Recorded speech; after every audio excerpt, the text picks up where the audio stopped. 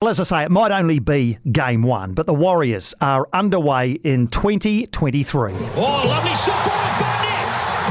Barnett Johnson's there. He didn't give it to him. Barnett taken 5 metres out. Still a chance here for the Warriors. It's Johnson. Gives it to Poppy. Cossey. There's the first try in 2023. That's Johnson. Here's Martin. Williami.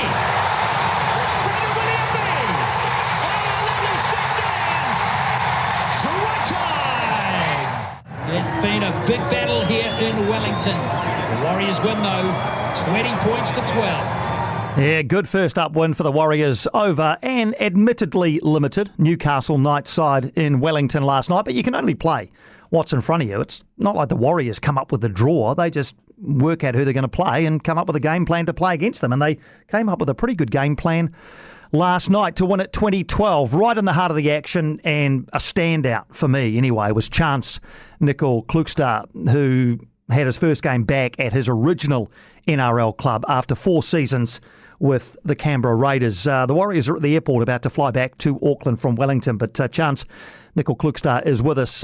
Mate, thank you for taking the time. Congratulations on a wonderful win for the team last night and a great start to the season. How do you reflect back on what played out there in Wellington last night? Yeah, it was an amazing experience talking to a lot of the boys. This was what they were missing all of last year, just wanting to be back on home soil, and what a way to kick off our season in the Sky Stadium. What do you think gave you the edge last night? I think it was our resilience and defence. I hope that everyone sees what we feel inside our camp, just that bond and connection and wanting to work for each other. So, we can't get too far ahead, but it's a really good foundation for us to build off. Yeah, and it is only one game, and I'll talk about that in a sec. But I do want to focus back on last night and that defensive effort, because it was just so obvious, particularly in the second half. You had a 2-point lead. They were banging on the door and banging on the door. What sort of conversations go on when that's happening? The sort of conversations that go on is just, sticking to our principles, working on everything that we had focused on throughout the whole week of prep, and just backing ourselves too. We knew if we could turn them away, we could get a good kick in and defend on their end of the footy field. So it was just about getting to basics for us. Lots of big tackles put in, but your try saver when Kalen Ponga looked like he was going to crash over, it felt really pivotal. How do you remember back on that moment?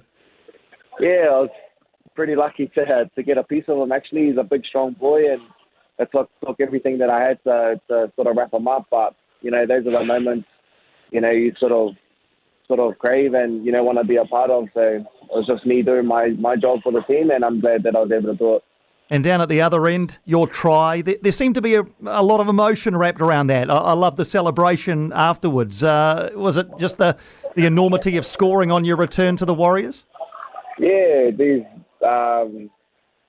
was a special moment.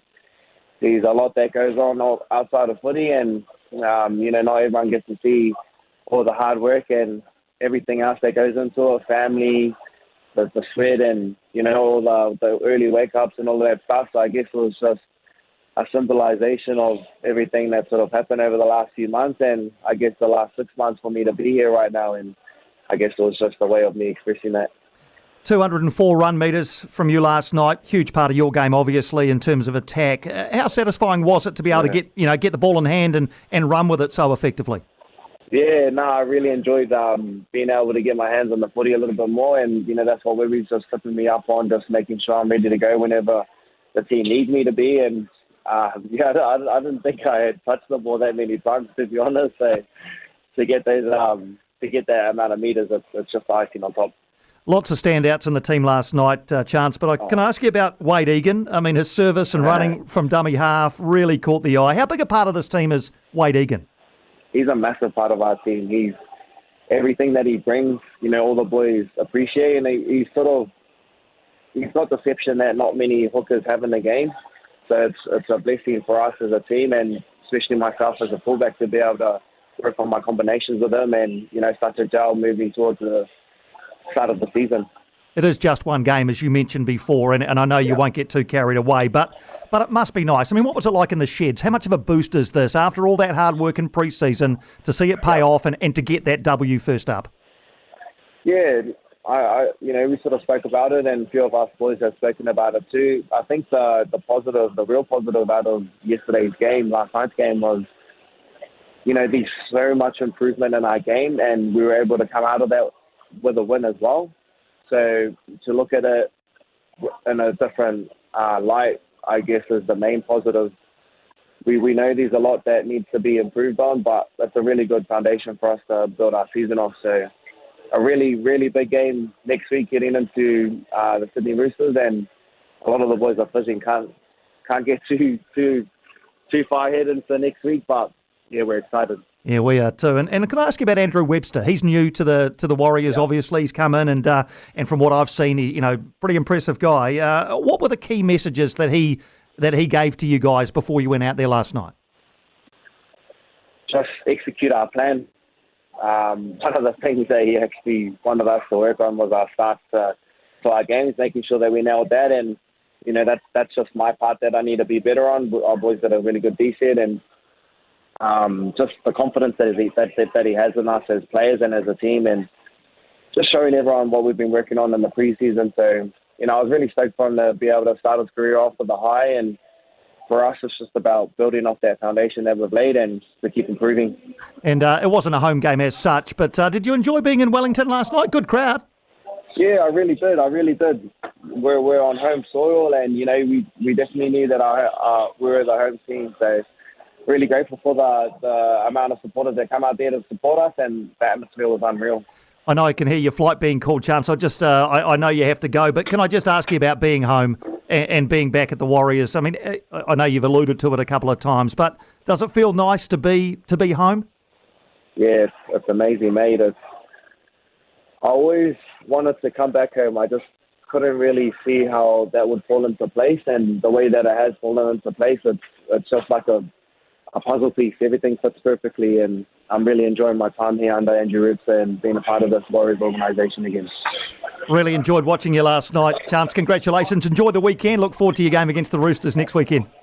Thank you very much, bro. You have a good weekend too. Take care. No, you take care as well. Thanks, Charnze. Get on that plane and back to Auckland and get ready for game 2. Charnze Nicoll-Klokstad there from the Warriors camp after their win last night. Hello, I'm Francesca Rudkin. And I'm Louise Erie. And we're excited to be working with the New Zealand Herald on our new podcast, The Little Things. So Louise and I have been friends for probably over 13 years now, and we've been through it all: kids, relationships, health crises, menopause. Let's not get into that just yet. But I think we can both agree that there are times we just wish we had one place to go for some explanations on what's going on with our bodies, our kids, and the relationships in our lives. And this podcast is all about those little things that women need to know about getting older, raising kids, staying healthy, and taking care of yourself at whatever age and stage you're at. So join us every Saturday to hear from the experts and get all the advice and tips you need. Listen to The Little Things at nzherald.co.nz or follow us at iHeartRadio or wherever you get your podcasts.